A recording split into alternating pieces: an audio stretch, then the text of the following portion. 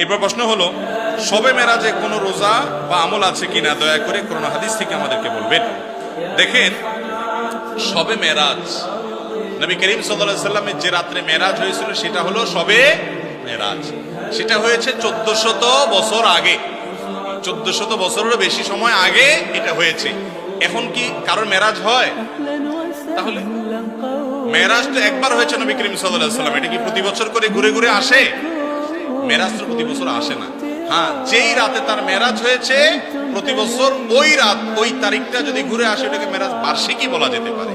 যাই হোক, নবী করিম সাল্লাল্লাহু আলাইহি সাল্লামের মেরাজ সম্পর্কে হাফেজ ইবনে হাজার আসকালানী, ইমাম ইবনে তাইমিয়া, ইমাম ইবনুল কাইয়িম রাহিমাহুল্লাহ সহ পৃথিবীর বড় বড় পণ্ডিত আলেম যারা আছেন, যাদের ইলম থেকে উপকৃত হওয়ার কোনো উপায় নাই এমন অবস্থা, সেই সমস্ত মুহাদ্দিস এবং উলামাদের বক্তব্য হলো নবী করিম সাল্লাল্লাহু আলাইহি সাল্লামের মেরাজ হয়েছে এটা সত্য নয় বরং মহাসত্য, কিন্তু কোন মাসে হয়েছে, কোন তারিখে হয়েছে, এই বিষয়ে নবী করিম সাল্লাল্লাহু আলাইহি সাল্লামের কোন হাদিস থেকে পরিষ্কারভাবে স্পষ্টভাবে বিশুদ্ধ কোন বর্ণনা দ্বারা কোনোভাবে প্রমাণিত না।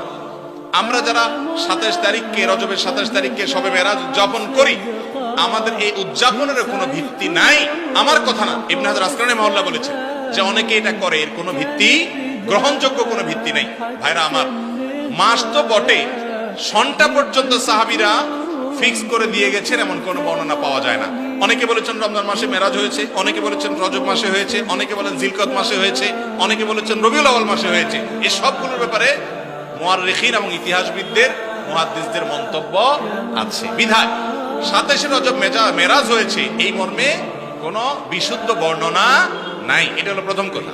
নাম্বার 2, দ্বিতীয় কথা হলো মেরাজ রাসূল আকরাম সাল্লাল্লাহু আলাইহি ওয়াসাল্লামের জীবনে হয়েছে হিজরতের আগে মক্কায়। এরপরে তিনি মদিনায় হিজরত করে আসছেন, আরো অনেক বছর বেঁচে ছিলেন, সাহাবীরা বেঁচে ছিলেন, খোলাফায়ে রাশিদিন বেঁচে ছিলেন। প্রতি বছর একবার করে একটা রাতকে মেরাজের রাত হিসেবে উদযাপন করা, রাতে আমল করা, দিনে রোজা রাখা, এর কোনো বর্ণনা না রাসূল আকরাম সাল্লাল্লাহু আলাইহি ওয়াসাল্লাম থেকে প্রমাণিত, না খোলাফায়ে রাশিদিন থেকে সাব্যস্ত, না সাহাবায়ে কেরাম থেকে সাব্যস্ত। কথা কি বুঝাতে পারছি?